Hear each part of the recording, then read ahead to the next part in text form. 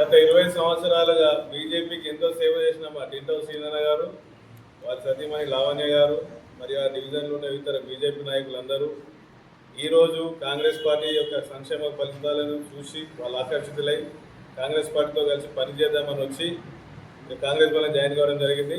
ఢిల్లన్న గారు చోటుపేట సమక్షంలో వారు పార్టీకి ముందు ఎటువంటి కార్యక్రమాలు ఇచ్చిన వాళ్ళు చేయడానికి సిద్ధంగా ఉన్నారు. గత 20 సంవత్సరాలుగా వారి పార్టీకి కృషి చేసిన బీజేపీకి గుర్తించలేని ఒక బాధలో ఉండి, అలాగే కాంగ్రెస్ పార్టీ యొక్క సంక్షేమ ఫలాలు నచ్చి వాళ్ళు రావడం ఎంతో సంతోషకరం.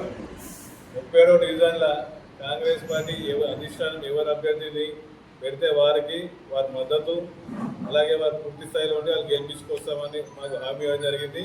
చాలా సంతోషం. వాళ్ళ అభ్యర్థులను మేము అధిష్టానికి పంపిస్తాం. వారు పరిశీలించి మా కాంగ్రెస్ పార్టీ తరఫున ఎవరు పోటీ చేయాలని నిర్ణయిస్తారు. వారికి అందరం కలిసి సమిష్టిగా పనిచేసి కాంగ్రెస్ జెండా ఎగరవేయబోతున్నాం. జై కాంగ్రెస్. పార్టీకి సేవ చేసిన, ఎంతో సేవ చేసిన, ఎన్నో కార్యక్రమాలు చేసినా కానీ నాకు గుర్తించలేదు.